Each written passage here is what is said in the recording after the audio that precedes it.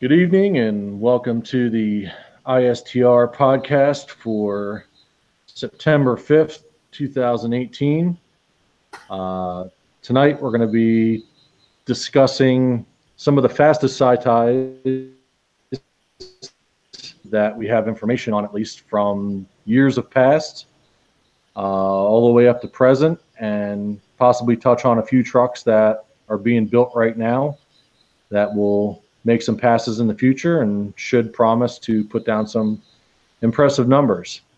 So big general giant disclaimer to start with. We have a list.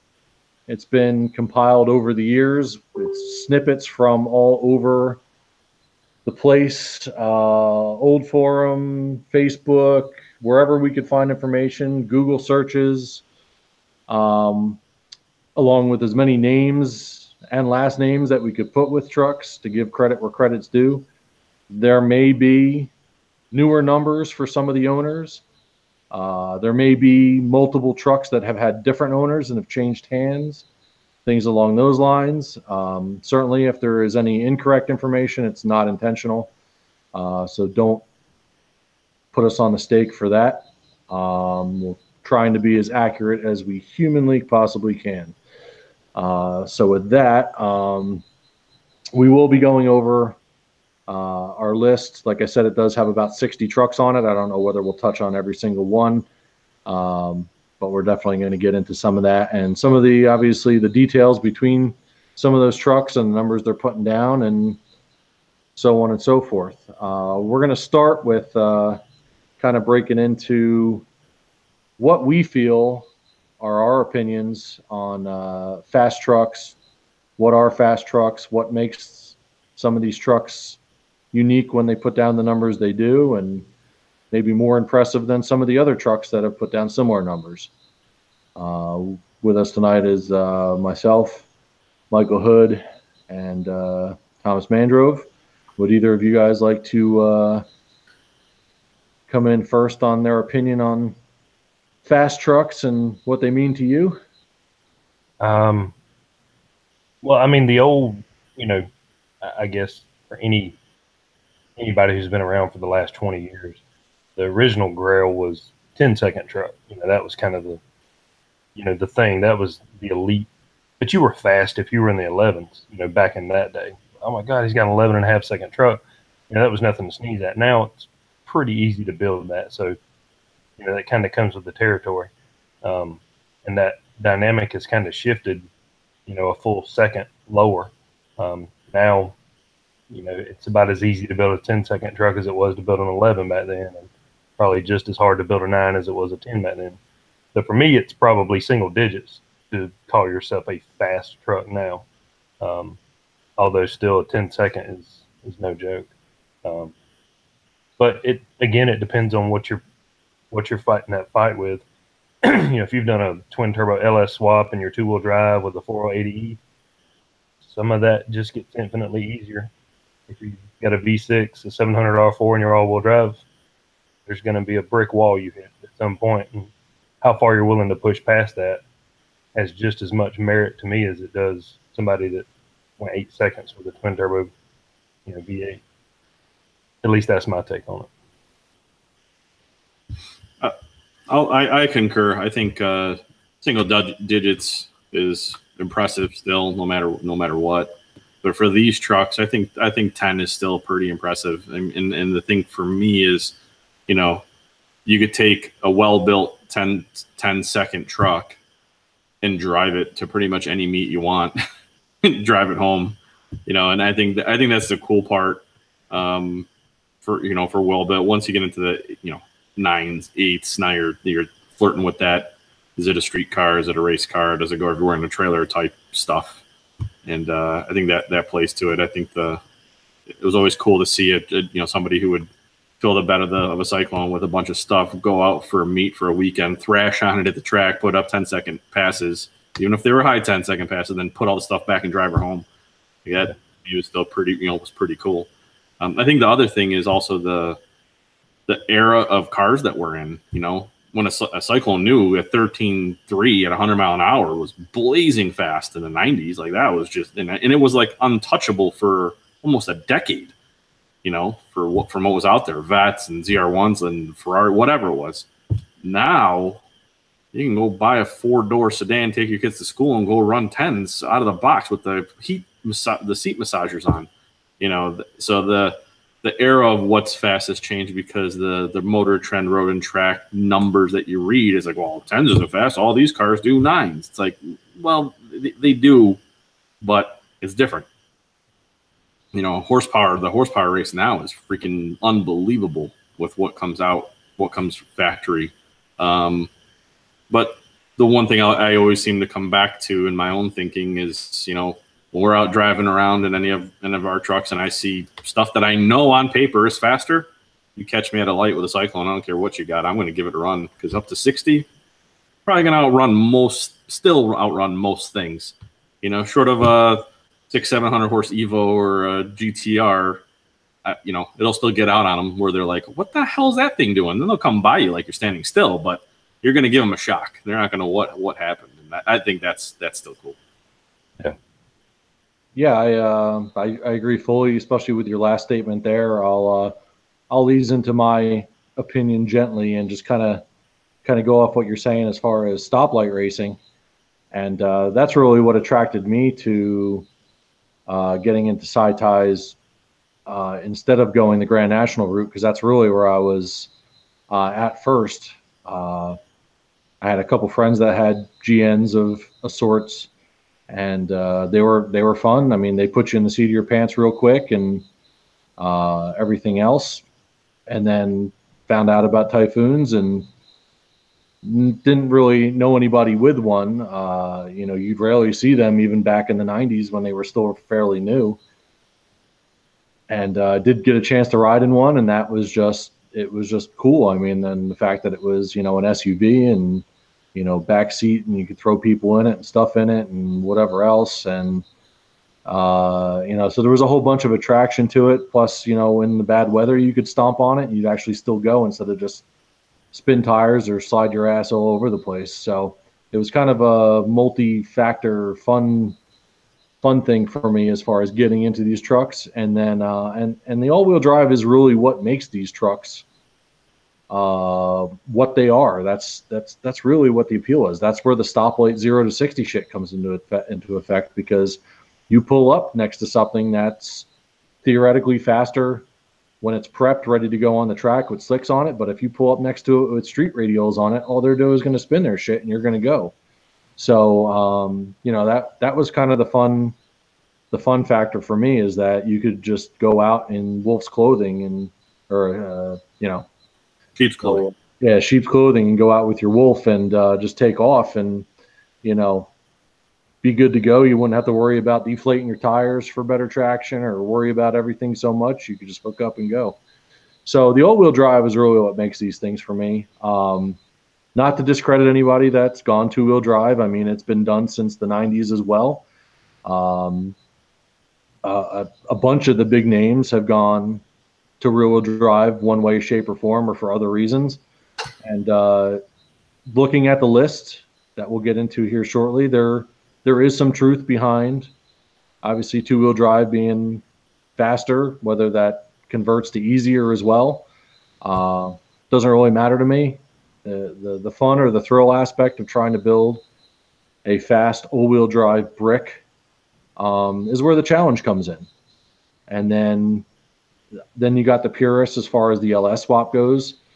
You know, obviously that does make things a little bit easier when you can start with something that's got a base horsepower that's higher than what our trucks were rated at with boost, plus the availability of parts, the cheapness of those parts to make it easier to go and build big numbers and go faster. And if you blow something up over the weekend, you know, if you're doing it on a LQ4 stock block or whatever else, what are you out? A couple $100 for a whole motor off of Craigslist or Facebook Marketplace or something at this point? I mean, it's not a big deal where you're blowing up a $2,500 crank for your V6, and then you got to wait 4 months to get one, maybe.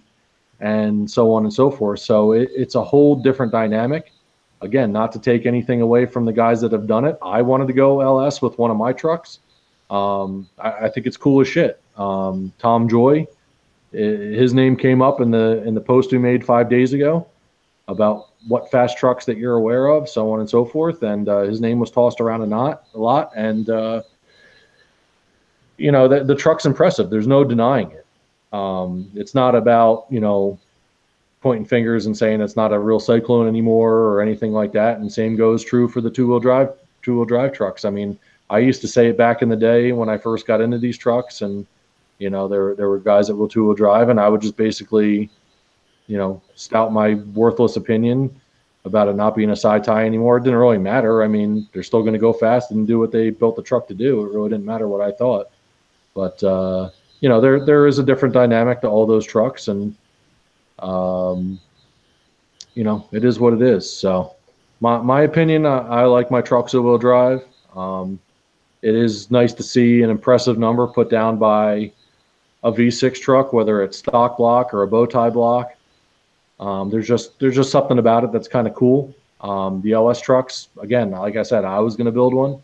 I think they're stupid impressive, and it's more economical in a way and less risk factor. I mean, you can actually enjoy the truck. Like Tom said, you can drive it somewhere, run nines with air conditioning on, and drive it home, and it'll be perfectly fine for the most part, unless you're doing something really dumb. Most of those trucks are probably more reliable than something that's built, off a V6 platform, regardless of whether it's bow tie or not. So, just the nature of the beast, as they say. Well, and I think that's worth mentioning too. Like immediately when I look at this list, I think, which truck would I want to have? Do I immediately jump out there and say, oh, I want Roberts or one of the ultra fast trucks? Not really. I mean, for my personal usage, somebody like Tom Joy's truck, something that's repeatable, consistent, reliable, all those things start to play in. It's not just how far can you push that envelope, because you look at some of these trucks and you go, they really don't have many hundredths left in them, like what that combination can hold.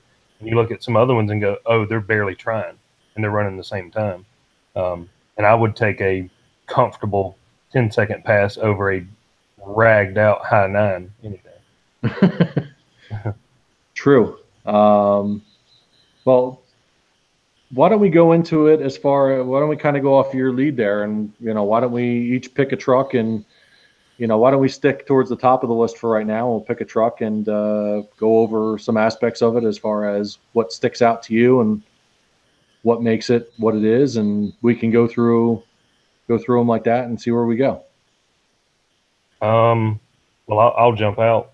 Looking at the top 10, and I won't name them all because I'll give you guys a chance to mention yours. But there's really two trucks that jump out at me. Is from back in the day, Matt Hoover. I had a lot of respect for that truck, still do. That truck did it, 20 years ago or whatever, 18 years ago. That truck will always hold a kind of special place to me, and what they did with that truck, and that's one of my favorites. And then probably Gerber's, and I haven't even gotten in the top 5. I mean, those guys are in 7th and 9th place respectively, but Gerber's the whole package. It's not just the time slip that he got; it's that entire truck. That means a lot to me. Not taking anything away from the higher up guys, but those two really stand out to me. Yeah, definitely. I mean, when I first started getting into this stuff, I mean, I was reading about it and reading up on the trucks probably 98, 99 when some of this stuff was going on, and then bought mine in 2000. I mean, the Hoovers were pretty much it. I mean, they were the ones that were going after the big numbers or trying to, and coming out with stuff, and TH400 swap, and all that other stuff. And there were other guys as well. We can go down the list a little bit further. Guy Lavi. Let's see. McCoy. Ferrick's truck was floating around back then as well. So there's a lot of guys. Dean Aller. all those guys were, all the go fast guys. There was kind of show trucks, there were stock trucks that were really nice, and there was the guys that were just time slip, going after it. And so those were some of the names that I can remember from back in the day. As far as trucks go that are on here, I'll take the two that stick out to me, and we're not even talking top 20. I don't have the numbers in front of me. Let me pull them up real quick. Let's see. I'm talking, 20 and 21. Two trucks that stick out to me is Phil Long's Cyclone and Frank DeNino's old build Typhoon, which now has a new build in it. But his old build went 1027 at 135 on, I believe, a stock block 4.3. And Phil Long went 10.2 at 132 in a Cyclone with a stock block 4.3. Those two trucks, not the fastest, but when you're building it, not going bow tie, not going, $umpteen-thousand crank, not going, I don't know all the details about their truck. Obviously, any of these guys that are on this list have put blood, sweat, tears, money, all that stuff into it, time and time over. But there's always a limit on what you want to do, whether it's just what you want out of the truck, what's available to you. Everybody's probably got their own story, I can only imagine, especially the guys that have been doing this from back in the day. 480E swaps weren't a thing back in the day, even back in 2000, 2002. Nobody had done one. I can remember kind of when the first one was getting done, but it was kind of a shit show because there really wasn't any aftermarket controllers for them. I believe maybe somebody had done a manual valve body on one or something like that back in the day. And, so that wasn't even an option. So everybody was trying to make the most out of the 700s, or they were going with a 400. And so as far as those trucks go, they kind of stick out to me since they were still stock block trucks. Could there be other trucks out there that should be on this list that we don't know about? Absolutely. We're just kind of going off of the information that was available to us. So, well, to your point, Morgan, I didn't really think about Phil Long, and not to interrupt Tom. I know it's his turn, but Phil's was documented quite a bit on the forum. Yeah, in his truck, you felt like aside from the tuning, you could do that. Like you felt like, oh, I can build that truck, and it was within grasp to get a 10-second pass because you looked at his formula and went, there's not a $10,000 part in there that I just can't afford.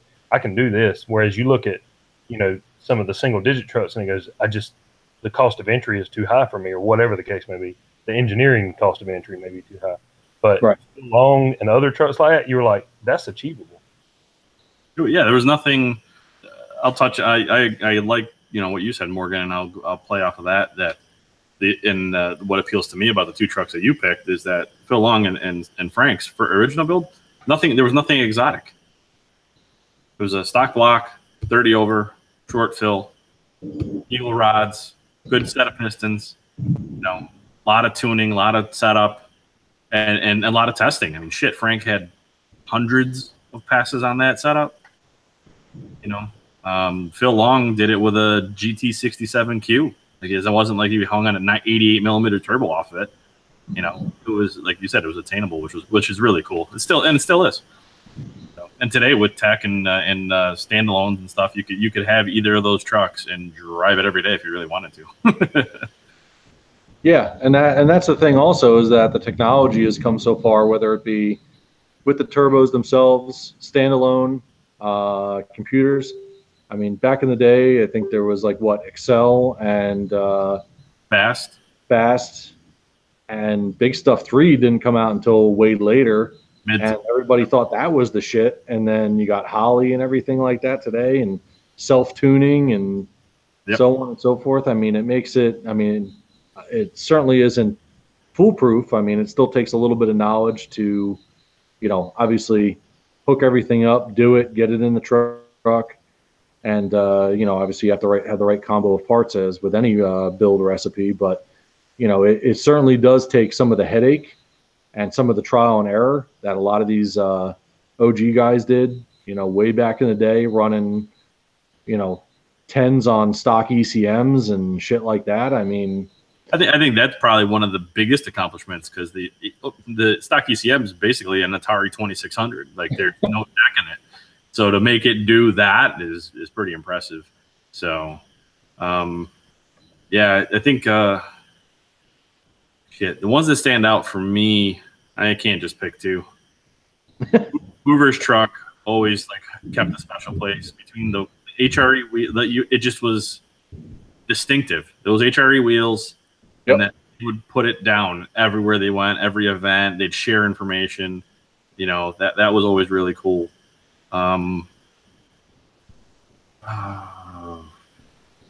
Yeah, what other ones? I gotta say my own Gerber's truck, because it's in my garage now. So obviously I like that one. Gotta self plug that one. I liked Harmon's build a lot, because it was still in that same vein. I mean, mad respect to like Robert and what he's done with his truck, and then how clean it is and how good it looks in show form, and then it goes around eights, is tremendously impressive, and umpteen hours and dollars and all that stuff. So due respect, but just personal flavor. I like that Harmon went hey, let me make this light, let me keep it simple and make it go fast. And that's exactly what he did, which I always thought was really cool. That stock block, stock crank, and he put his tech into the tuning and the cam, and that was about it. And suspension. And I thought that was really neat. Another one that will stand out for me, and I think it ties into when I was first getting into it at the Chicago Nationals 2002, first meet I had gone to. Tony Malinowski, I think I'm probably butchering his name. Turbo Tony, yep. But when he came down from Canada, it was like Hoover's truck rolled out. I was like, wow. And then him and Nolan put down that 1071 pass. And I remember seeing it and being like, whoa, what the hell is in that thing? Because it didn't look like anything. I think it had ZR1s on it. And that was it. And it looked like a stock truck. He still had the air conditioning in there, and it was like a 72 trim turbo and Vortec heads with a built bottom end. And that was in a lot of tuning. And that was it. And you looked at it, wow, that's a really big turbo. Wow, that's really close there. Wait, there's still an air conditioner in there. Holy shit. and they went and just put it down. It was like, holy shit. And there was more in it. Yeah, you'd think they would have deleted that being in Canada and all. Yeah, you don't really need it. But I think there was just an exhibition of, hey, we can keep this looking like a factory truck and make it run, aggressive 10s. And those are the ones that stand out for me. So, I mean, the other ones, that, like you said, the top 10 trucks, yeah, we can all look at them and be like, I remember that. I remember, Ed Hess's twin turbo truck with the turbos where the headlights are. Yeah, it's going to be fast. Yeah, it's super cool. It's just that the ones that hold a place in my heart are those other ones. Yeah, and another thing you touched on a little bit there, Phil Long's truck, he did all his own tuning and everything.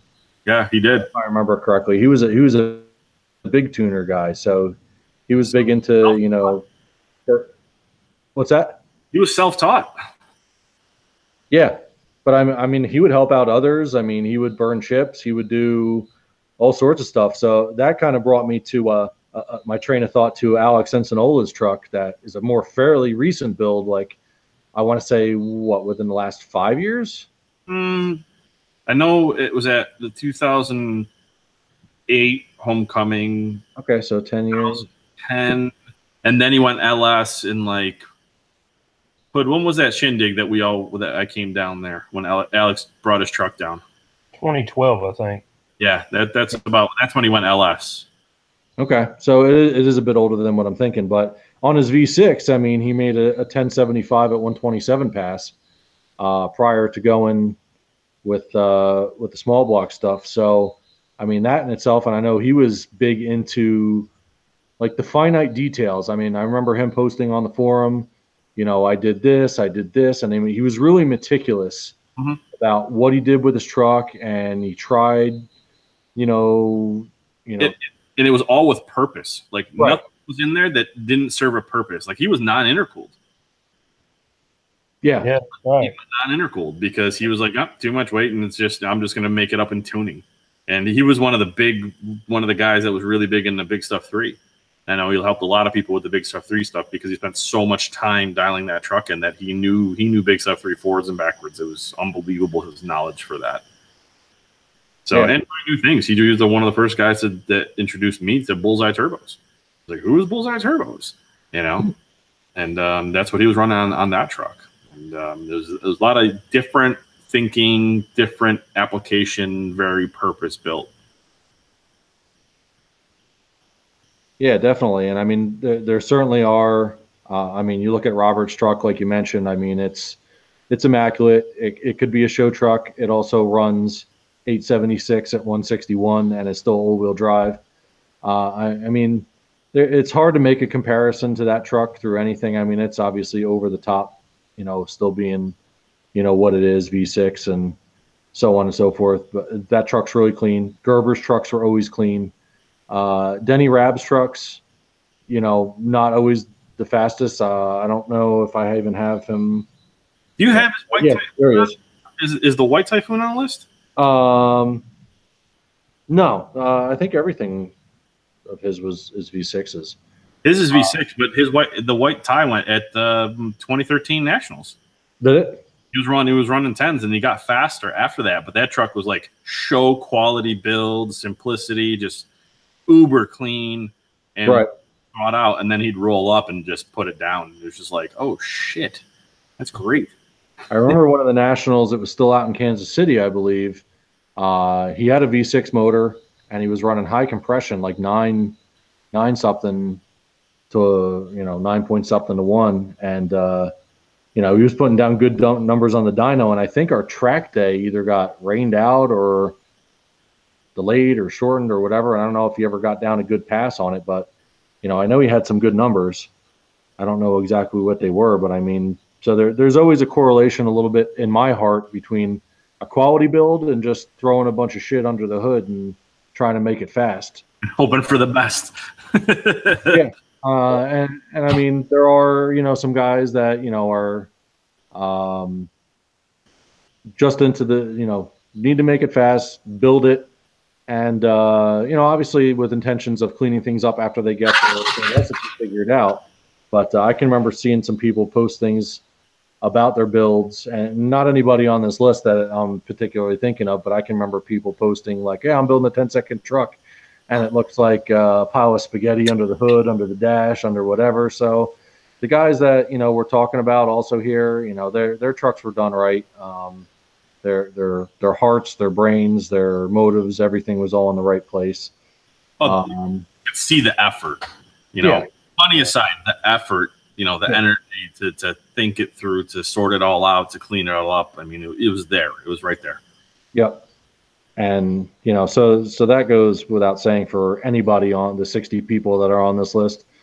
Certainly none of them are half-ass builds by any means. So no. There is a difference in my admiration for a truck that is not just chasing a time slip. And some of those are out there. Like you said, it's you know, it almost looks like it was done in a weekend, although some of them weren't, just because there wasn't enough care given to some of the minutia of it. You know, they were more concerned with, let's get it out there, let's run a 10-second pass or a 9-second pass. And then you have other people that maybe ran the same time or slightly slower, but they took the time to make it a complete, well thought out build. And that means something. And getting back to both y'all's points earlier, is some of the older times have a special place, not just because they were, you know, some of the first and we were all heavily involved back then, but a lot of us were like, you know, I can't run that big of an injector because the computer won't support it. No, I'm too scared to go to this crazy, you know, standalone because there's nobody out there that tunes it. And some of these guys just said, I'll do it, you know, and they kind of bucked tradition and just went for it, custom cams and things like that. I mean, back in the day, everybody was running 50 pounds, a 412, you know, a 60-1, you know, botched up Vortex with a ill-fitting intake. I mean, that was pretty commonplace. And then you have these other guys that were like, you know, I'm going to go ahead and take it a step further. And that instantly garnered some respect from me. Real quick to interject, a couple people in the chat on Yahoo. One just asked, how many of these trucks are 10 seconds or faster? The answer to that is 39 of these trucks are 1099 or faster. if you break it down a little bit and go down to what a lot of people feel is kind of the threshold for fast, which is about 11.5, 56 of the trucks out of the 60 we have on this list are 11.5 or faster. So there's a lot of fast trucks. If 11.5 is your breaking point, if 10 is your breaking point, you're still at 39. So there's been a lot of fast trucks over the years. Whether they're all still around, I don't know. I mean, we don't hear about them as frequently, I guess. Maybe some of them have kind of got squirreled away. I don't really know where the Hoover's truck is at this point. I know somebody probably knows who purchased it or where it's at this point, but I don't off the top of my head. I would say that there's probably even more fast trucks going by the 1150 and faster these days. I think it's a bit easier to get there. The tech is definitely caught up. The tuning is infinitely better. Like you just said, Hood, from parts availability to cam specs to tuning, injectors, just injector selection. You're right. It was either, 42s, 50s, 75s with that mod you had to do the ECM so it wouldn't fry it. The high Z and all the other stuff. And that was about it. Whereas now, shit, you can choose injectors in 5-pound increments if you want. And I think we in compiling the list, I think we were kind of thinking 10s and faster and trying to remember some of the trucks we haven't seen in a while and having that appreciation for them. But I think from the 1050 to 1150 range, I bet you there's way more of those trucks out there right now than probably there ever was. We just don't see or hear about them as often anymore. And the time thing, I don't think is as big of a deal. No, I don't think it is either. And can you imagine how many people are out there that are trying to go for a 9 or a 10, running 1130 and don't even say anything about it because they're pissed off? I mean, there's plenty of trucks out there that have run 1150 or faster, and we don't have a clue. No, I think you just hit it, and I think it tied into what I said earlier about what is fast these days. When you got 5,000 pound, 5,500 pound CTSVs and BMW M5s, that are could run essentially a 10-second pass or a low 11-second pass. 11s isn't that fast anymore, So people are like, oh, I only ran an 1120. It's like, that's still pretty damn fast. Then put it on the street, and they'll still run 1120. I don't think you can get caught up in the comparison to today's cars just because it's not a fair comparison. I think we have to look at our microscope and even maybe expand it to maybe similar era vehicles. You can throw some TTA stuff in there and maybe, other vehicles at the time, and you can kind of compare to them and see what they're doing. But if you compare it to, the factory stuff now, it's not even a comparison. No, but I think that becomes the norm. You know what I mean? I can tell by the groups, the local clubs, to me, when they talk about, either street racing or going to the track, it's like, oh, that car's fast. And it's like, well, it's a 1,200 horsepower GTR. That's probably an 8-second car. But they heard about it on Facebook and they saw it on Instagram. So that becomes the new fast. So 10 is like, oh, you got double digits? That's not fast.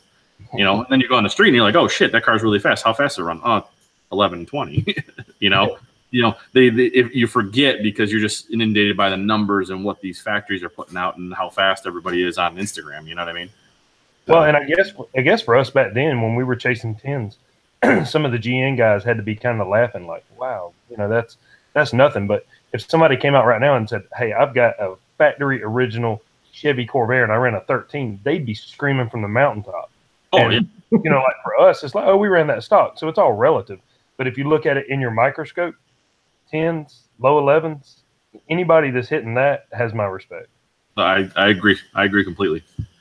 Yeah, and going back to the technology as far as what's today and what was then and everything like that. Case in point, one of the guys that's on this list, Peter Humbelias, back in early 2000s, he was building a Cyclone. He's on here at 1097 at 125.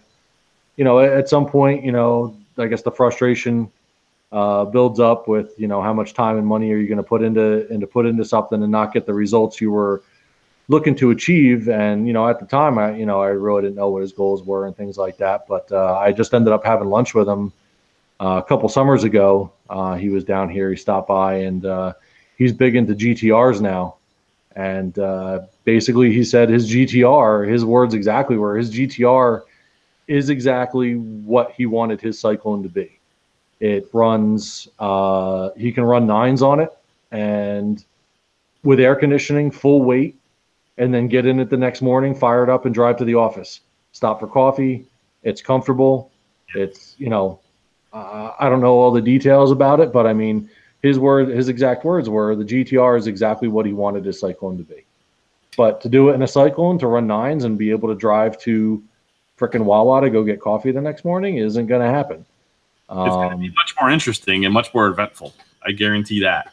Oh yeah, I'm sure. And you know, especially when you drive up with, you know, if you're pulling 9s, you know, I don't want to, you know, go to the list, but majority of the guys running 9s are all bow tie motor, whether they're odd fire, you know, whatever else. So you're going to pull into the parking lot, you're going to sound like a weed whacker on steroids, and you know, yeah, you know, that's the nature of the beast. I mean, that's really where it's at, is what technology is today versus what it was then. And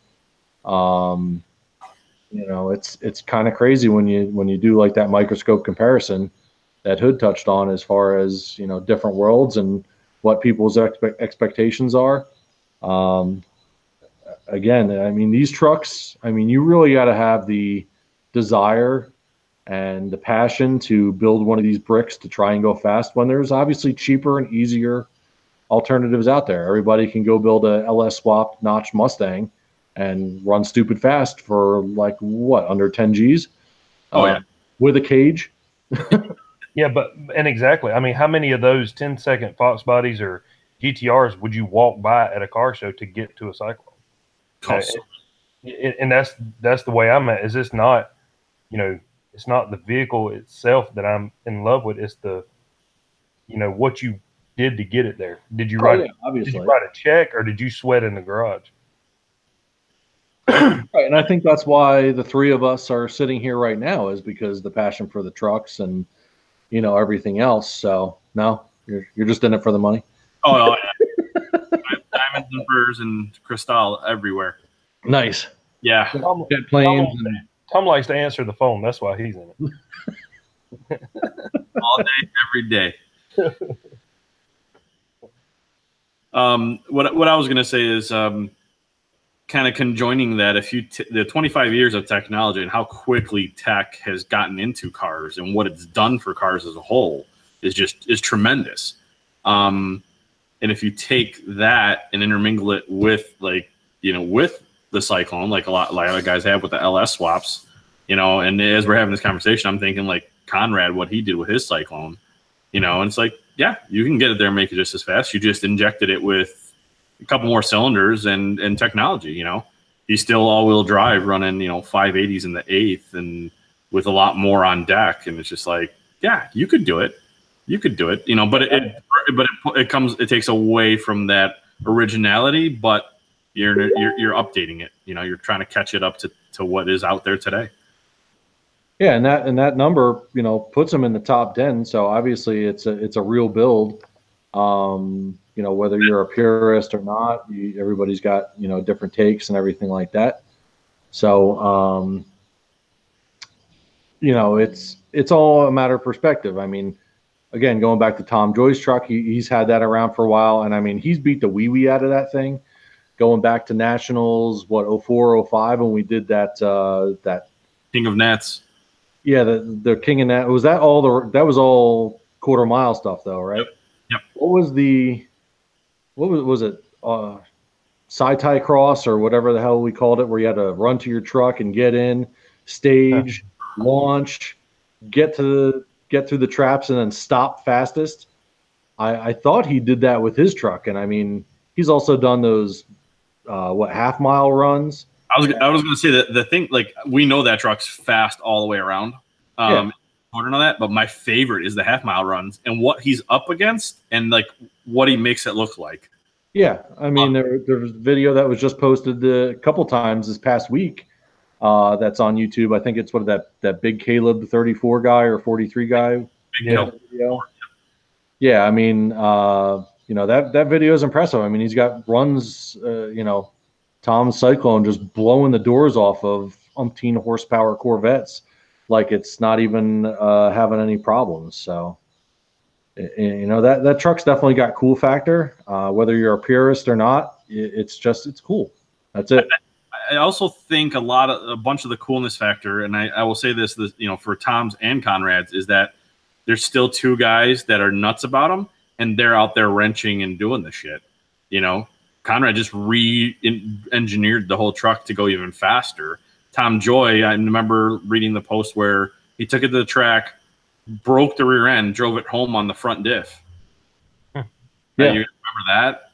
And then, you know, stuff he's broken, stuff he's put together to get it to events and stuff like that. Like he's still out in the garage doing it for the passion, which is, you know, purist or not, he still loves the truck. He's still all about the, you know, putting effort into it to get it done, which I think is cool. Right. One of the guys in the chat was just saying Cyclone 2960 went 1040s with an ultimate chip. They're actually on the list. They're right above Tom Joy's number. I don't know if this is an old number from Tom or not, and right under Guy Reffitt. But yeah, 1040, 127.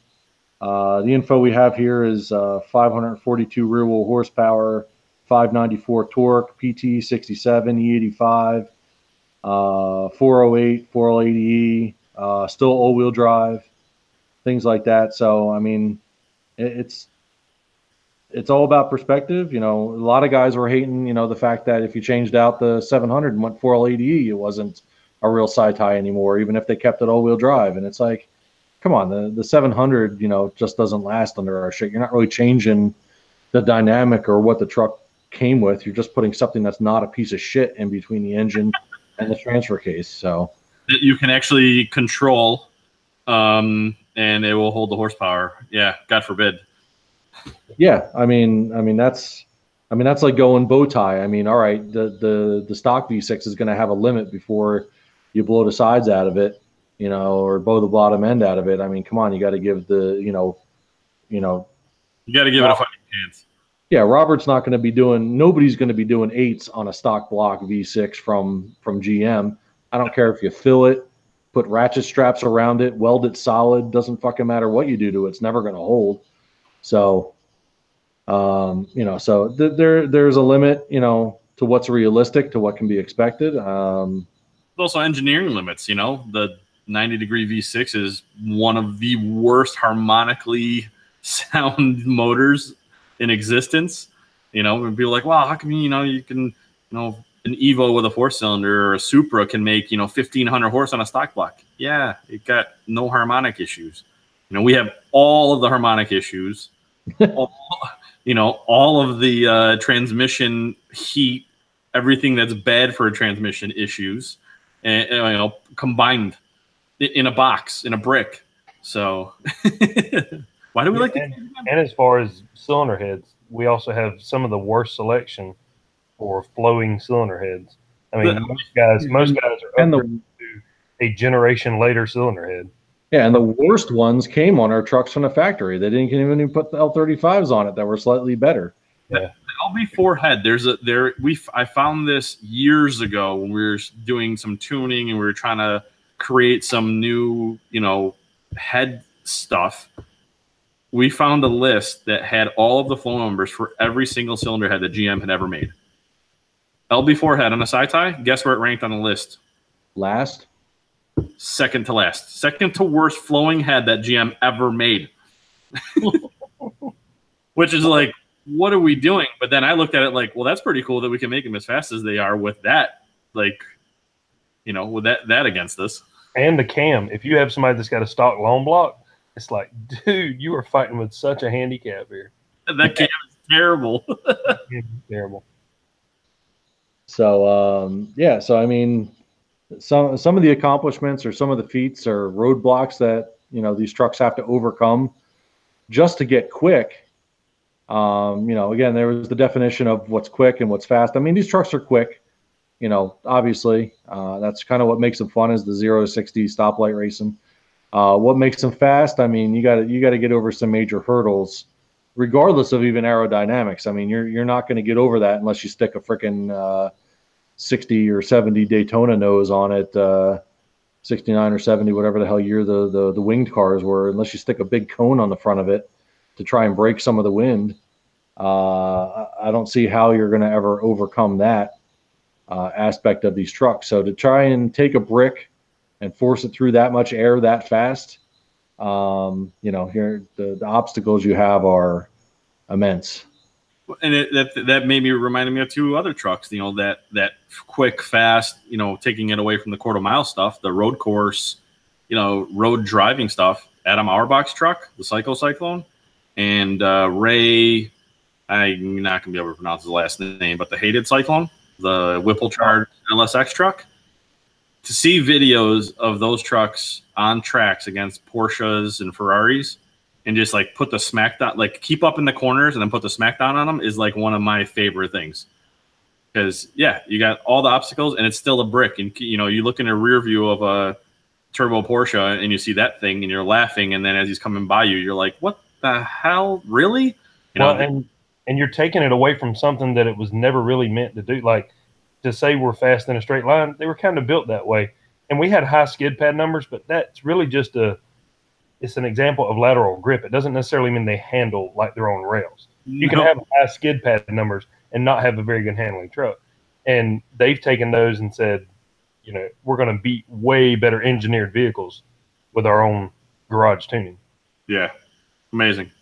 Yeah, and I was going to kind of touch on that a little bit, since Hood and Adam, who's not here with us this evening, you guys both are into the autocross stuff quite a bit. To try and take one of these trucks and tune it and get it to do autocross well is also another gigantic obstacle to overcome. Not, the straight line shit is one thing, but to actually make one of these 1982 design chassis to grip and hold and not frickin' oversteer, understeer, all different crap when you don't want it to, is an element in itself. And you're not looking for big ass turbos in that, because you're in and out of the throttle constantly, and coming from lower RPMs, and the automatic transmission also plays a challenge in that too, I would imagine. I don't do a ton of autocrossing, but I don't know if you can expand on that, Hood. I remember, I guess it was the 2010 Shindig, or it may have been the 2012 that Tom was at. I can't remember, but we've rented a local island. They have a big parking lot that the local SCCA does autocrosses at. And we had a bunch of guys come down and do autocrosses for a few years. And you'd see the guys come out there with like a 72 trim turbo or whatever it was. And you honestly were like, they would be faster if they didn't have the turbo on them, because it's such a detriment. By the time you spool it up, you're at another obstacle and you're off the throttle. So to your point, it benefits you. There used to be the old thing like, matching parts is the key, and it is the key, especially in that, because you're on and off the throttle so much. You can make peak power in a build and drag race like a demon, and it can drive like shit on the street, and that's no problem because you're going after that time slip. But you can't have that on an autocross. You can't have that on a road course. And I think the way you would build an autocross truck is about the same as you would build a road course truck. For the most part, you can probably cheat a little bit with converter and turbo on a road course than you could autocross. But you could probably outrun. Well, I know you can. You can take a stock turbo truck and probably outrun most big turbo trucks on an autocross course. Tit for tat, suspensions all being the same, setup being the same, that kind of thing.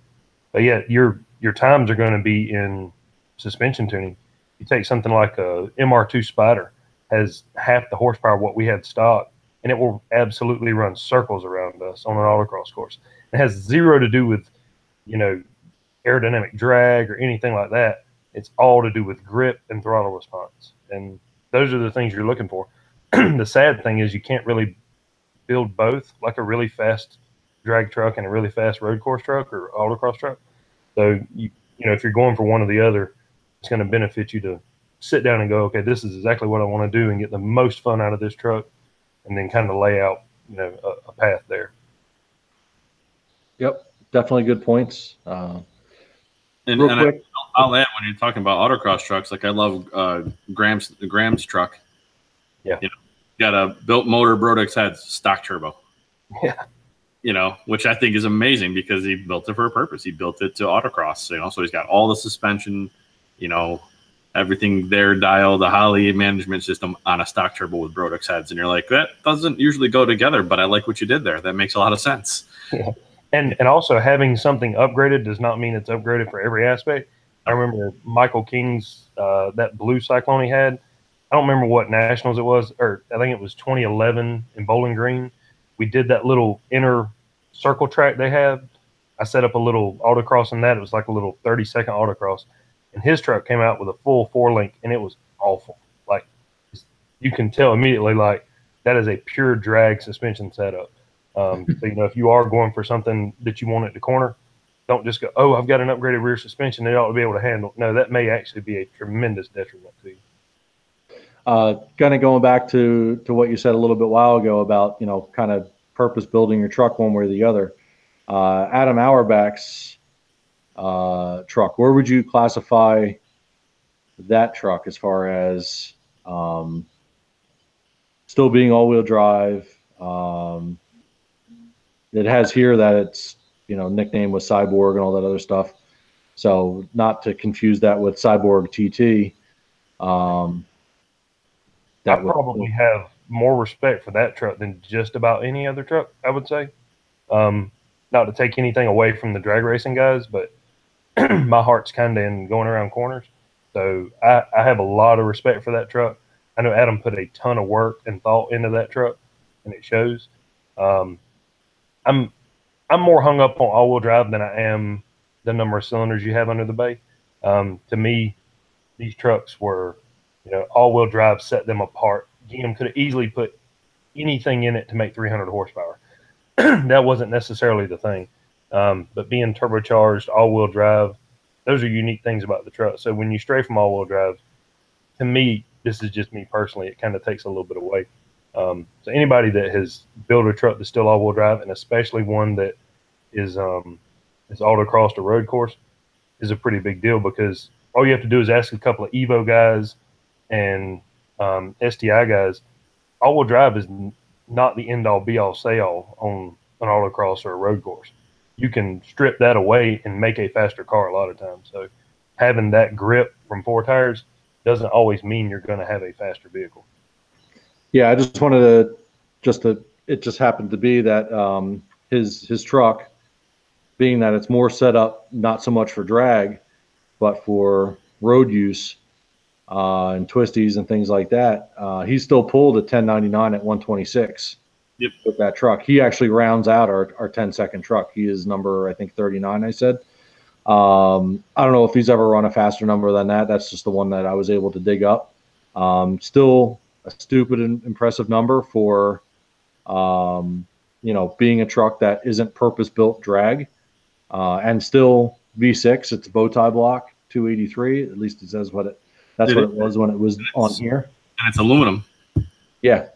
So lighter for the autocross, so it is definitely built a road course truck, but it's still fast. Right. Yeah, that's kind of the holy grail, in my opinion, would be a really fast cornering truck that still runs 10s. Yeah, he does have kind of the best one there. Yeah, so I just wanted to just throw that out there since we were kind of on that topic. Real quick, somebody in the Yahoo chat asked, you know, which would be a good cam for a stock truck. It's kind of a loaded question. I was debating it for a second whether we'd even touch on it, but I mean, to kind of go along with the technology stuff, we were going for injectors, all those options that you have out there. The 3 biggest cams that, you know, everybody runs to immediately is the comp cams 412, 415, and 422. Not to discredit those cams, but going back to Alex Encinola's truck, everybody started to realize that you could actually go and get a custom cam made for your truck for basically the same price as one of these off-the-shelf comp cams that, you know, might not perform as well on a turbo motor as something that's dialed in for your build. You know, it might be a little bit more, and obviously there's a little bit more weight. You can't just go to Summit and click on it in a catalog and have it at your door 3 days later. I haven't purchased one myself, but that was pretty much the gist that was thrown around a number of years ago, as far as if you're going to do a cam at this point, the technology and the ease of just getting a custom cam is more readily available than it was back in the day. Yeah. I have one in the beige Typhoon, and Okay. custom is definitely the way to go. I will also add, and it's definitely more readily available, easier to do, but specing the cam correctly and knowing what you're doing with cam spec is vital. Just reading some stuff and saying, "Oh, this guy did this with this cam." No, that the 412, 415, 422 readily available. People were buying them. People were using them and making power. That's all there was. So you see that so often, and people still ask about them. Like, "Oh, I want that 412 cam." It's like, no, you really don't. But you have to be wary about how custom and what your purpose is. If you don't have a clear purpose, hold off and pick a cam once you know what you're trying to do and what your combination of parts is going to be. But go ahead, Tom. I love the custom cam. The custom cam in that Typhoon is magic. Harmon would probably be one of the best people to ask about it, because he was one of the first that worked with Alex to design the cam that went in his stock block truck that went the 990s.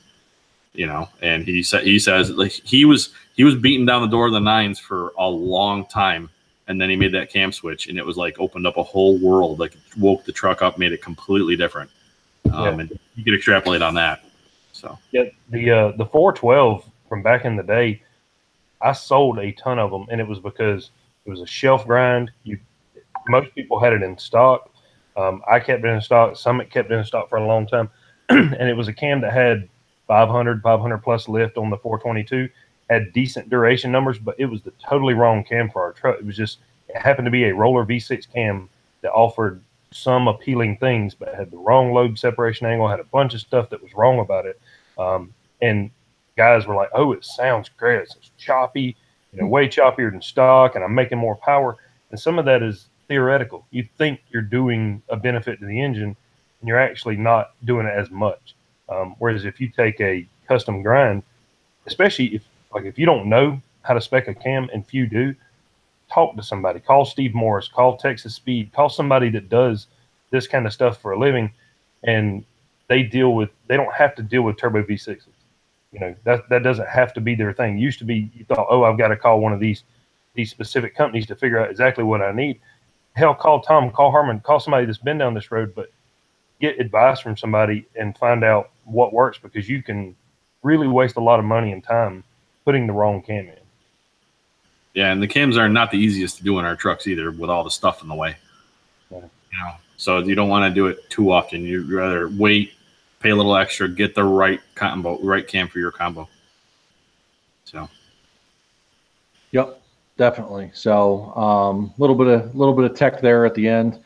We're pretty much right at the 1 hour mark, or coming up onto it. Don't want to really go too much over that. I know the last couple episodes we've kind of overshot the hour that we usually try to stay within. Do we want to wrap up with any more trucks that we just want to mention, as far as giving some credit to some people that are on here? I know personally, Ed Hess was a big name that was there for a while. I mean, he was working hard, building his own truck in his own shop. Ran 913s at 150, bow tie V6, all-wheel drive, turbo 400. He's definitely a guy. John Frey out of Colorado, Bully Cyclone, twin turbo V6, odd fire, still all-wheel drive, still has it today, still on Facebook group, still active, still, one of the guys as far as, super awesome build. Definitely put his dues in on that. Any other guys you want to go out there? Just a question. The race to 8, it was between Robert, Hoover, and Bully, wasn't it? Wasn't it those 3 trucks pushing for 8s back in the day? Yeah. So. Yeah, and obviously there was the big hoopla at 06 Nationals, where Robert's truck came over from Sweden, and there was the the race for I don't know what the hell it was even. It was more like a big grudge, and there was a whole bunch of hype to it, and that was all fun and good. And I know when John got his truck here, the elevation, I believe, was a big thing that was basically fucking him up. Is really what it comes down to. Is that he was working his ass off pretty much all weekend just to try and get it running in Kansas City better than it does in Colorado. So, but that truck obviously laying down a 935 at 151 is fucking no joke at all. And I mean, right there, you know, he's on the cusp of eights himself. I don't know if he's done anything different with it since then, or if it's kind of just been a toy or whatnot. You know, but it's stupid fast. You know, we were all hoping just for an awesome race that weekend. Unfortunately, that didn't happen. But yeah, and then I think obviously the Hoovers at 903. You know, they were right there too. You know, so any one of them, you know, and the trucks obviously still have the potential for going eights. It just depends on, you know, whether they'll get there someday or not. The two that I thought of, and they're further, you know, probably further down the list or not in the, you know, we kind of covered the fast guys, but the ones that I have mad respect for is Tukey. Yep. What he did and how he documented, you know, where to spend your money on what mods and how to go faster. And he had got a basket case of a truck that barely ran, I think 14s or something when he got it. And then, you know, methodically made modifications and tuning and adjustments in a simplistic way, you know, to run. What did he end up running in the 11s? Yeah, I'm pretty sure he was in the 11s. Yeah, it was. Yeah, I remember the time or the mile per hour was 117. I know I found that information. I don't know whether I threw it on here or not. I might have forgotten it. I can look it up here real quick. That's what I was just about to do. But that while you're looking it up, the other one that comes to mind is Jeremy Duncan and Mark. The heck was his name? He was from Minnesota, but they were going after the stock turbo record at the time. And I know Jeremy had a ton of time, you know, ton of trial and error, turbos, trannies, you know, endless stuff. And to run, you know, what did he run? 11 or no? Yeah, 11.2, 11.1, 11.2. Or I'm sorry, 12s. They were running in the 12 ones, you know, 1190s, 12 ones in a stock turbo. And this was a while ago. You know, some of the new tuning, I think you'd probably be able to get there much quicker. But they stuck to the stock stuff.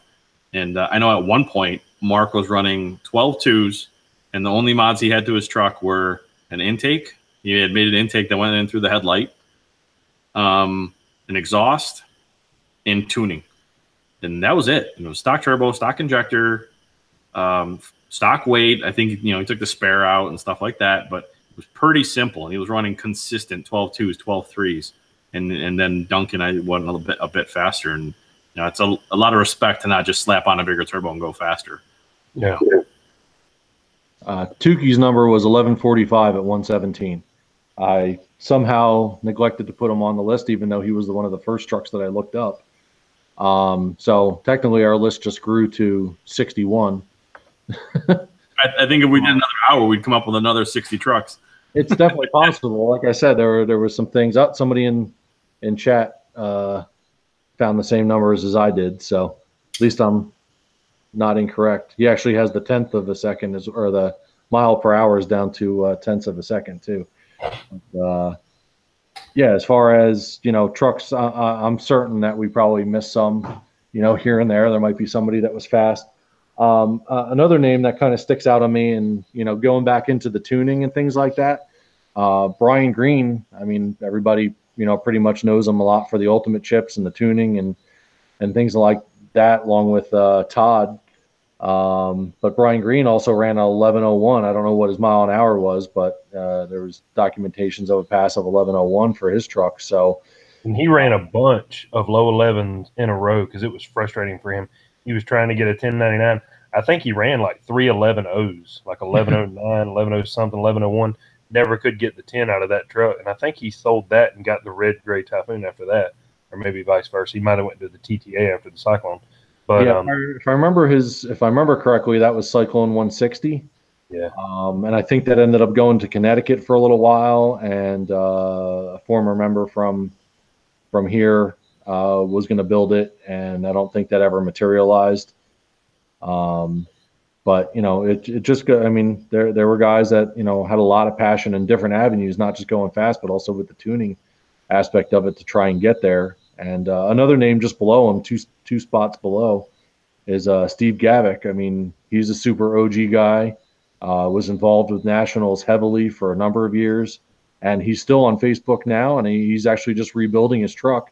I see him posting. He had the whole top of his motor ripped off and cleaning and redoing, and I don't know what his end goals are to whether he's changing anything up or just pulling it apart to redo it and freshen it. But he's on here at a 1110. Well, and you mentioned Steve. Some of the, like, I look at this list and I remember back rooting for certain people. Man, I hope he gets that pass. Or if there's two guys going for it, I would almost pick sides mentally. And a lot of it has to do with not the truck, not the build, not any of that stuff. Purely the owner. Steve is as nice a guy as you'll meet. Tom Joy is as nice a guy as you'll meet. The Hoovers are awesome. I mean, and I naturally rooted for those guys just because of the person. Yeah, I mean that's pretty much true for anything. I mean, I would have to imagine that corresponds with a lot of automotive sports, and any sport in general. I mean, everybody's got a favorite player that they're always kind of rooting for, and obviously if they some teams and whatever else. I mean, you always got that rooting for a guy. I mean, that's where a lot of things come with these trucks. Is, I mean, nobody's rooting for a specific truck. It's really the guy behind the steering wheel, that's putting all the effort into it. So, yep, the personalities behind that, and again, it comes back to the community again. The people that make it. Yeah, and as I'm compiling this list and going through and finding names, I mean, finding people's names were a lot harder than it was to find the screen name that went with. Everybody's screen name and truck number, but can't remember their name. Right, and that's the kind of thing that's changed over the years. Is the Facebook generation? Yeah, everybody's got real names, but it kind of takes away a little bit of the personality because everybody knew everybody from what their fucking avatar was to what their screen name. I mean, every Nationals I went to, my badge said Captain Morgan on it, and everybody knew me, and nobody called me just Morgan. It was either Captain or Captain Morgan, and it's everything's different now, and but some of these trucks that are on this list, the only thing I have for them is the truck number, or what their screen name was, I should say, because they didn't have their name in the signature, and I didn't know them well enough. They weren't from my part of the woods, and either that or they were before my time, and I really didn't know who they were. And trying to dig up all these lists, I could only spend so much time trying to research who everybody was. So. And then some other people, I only have first names or last initials and things like that. For whatever it's worth, I mean, some people just didn't do that. I mean, it was just a different mentality. And unfortunately, Facebook loses a little bit of that personality. I mean, everybody kind of had their persona. I mean, it was kind of like what's the drag race show on TV? Street Outlaws? Yeah, Street Outlaws. Nobody goes. I mean, fucking Farm Truck's not his real fucking name, but that's what everybody calls him on the shows. I mean, it's no different. I mean, it's like a giant forum on TV now. So you got, and that's really what I think of when I watch that show. Is like it's a forum. It's keyboard warriors kind of brought to TV. Yeah. So I mean, everybody knew everybody from their screen name. Everybody knew, whatever. And, obviously the big name guys that got recognition because they were fast. I mean, the Hoovers and stuff like that, obviously their names got out there, but, a lot of people just were, I mean, we used to go to meets and be like, yeah, I'm so-and-so on the forum. Yep. And unless your screen name was part of your real name, nobody knew your real name. Nobody knew your real name. So it's definitely a little bit different today, not only the trucks, but also the personalities behind them. But, a lot of the names that we mentioned, super awesome guys, goes without saying for the most part, but it was definitely worth saying. Yeah, I'm guilty of that. I didn't know that Bully Cyclone's name was John until tonight. It was always Bully Cyclone. And On a personal note, for anybody that's watching this, speaking of Facebook and just the differences, I get a lot of friend requests from people that are SyTy people. I probably have 40 something people kind of in Facebook purgatory waiting for me to friend request them. And personally, I mean, obviously I use Facebook for family and things like that. So it's nothing personal. If I haven't accepted it, it's really because I don't do it I don't do it unless I've met somebody in person. And it's just kind of a me thing. So if you friend requested me and you're like, oh, that dick fucking still hasn't accepted my friend request, it's not personal. I hope to meet you. I mean, come to Carlisle. More incentive. Get friend requested by me if you come to Carlisle. I don't know what to tell you, but it's just a personal thing. Obviously, I don't even do a whole lot of posting on my own personal shit. But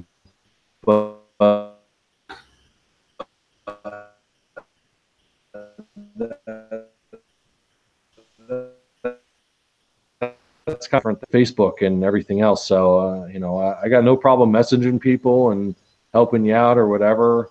You can send me a friend request. I'm not going to deny it, but I'm also not going to accept it. So when I meet you in person and shake your hand, by all means, I will add you. So I'm guilty of the same thing. So I do the same thing. Actually, I think I have more friend requests than I have friends on Facebook. And again, it's nothing personal. My personal Facebook page isn't that exciting. I don't really post much on there. It's more like go follow Sport Machines. You'll see all the stuff you're looking for there, and you can message me either way, and I will respond to messages 100%. But I'm probably not going to accept your friend request. Don't take it personal. Yeah. So it just the whole forum thing, whatever, just kind of popped that into my head, and I was going to say it earlier on a podcast way in the beginning when we were talking about things like that and personalities of owners and trucks and whatnot. But it's just one of those things. So I'd rather see you on the SyTy registry or on the Sport Machines page, and then we're cool. We don't need a friend request because you're not going to see anything on there. I don't post anything. I don't post any truck stuff on my personal page. I don't post anything, period, because I'm busy posting on everything else. Yeah, I made a stupid page just for my truck shit, which is 10-6 Garage, and it's a hobby page, and I really haven't posted much on there either because I'm still in the middle of this giant fucking mess project behind me, and I haven't had time to work on cars. So one day I actually will, but I'm posting on the registry. You're always posting on the registry. Yeah, well, I made my project thread, and I'm hoping that's enough motivation to keep me going and making that thread grow through the winter to actually get my truck to Carlisle this year. So yes. Everybody, truck's done. Yeah, right now I'm leaving the truck where it is. I'm going to start bringing some stuff into work and trying to work on it in my spare time. I think the fuel system's the first thing I'm going to tackle and try and get the tank and the pump and sender and all that crap back together. And try and work on little bits and pieces here and there. Clean up the the transfer case, all that other stuff that I haven't touched yet. The motor's already stuffed in it. I did that a couple years ago. I just got to get all the underpinnings and wiring and lines and all that crap back in it to make it fire up. And I guess once I do that, it'll be a lot easier to move around, and then I can take care of the cosmetics on it and actually get it to Carlisle. So that's the plan. We'll see how it goes. Well, on that note, thanks for joining us. Make sure to join us the next podcast. If you guys have any requests for topics, ideas, thoughts, don't hesitate to message, comment, let us know what you think. Subscribe and follow us on YouTube. And thanks for watching. Have a good night.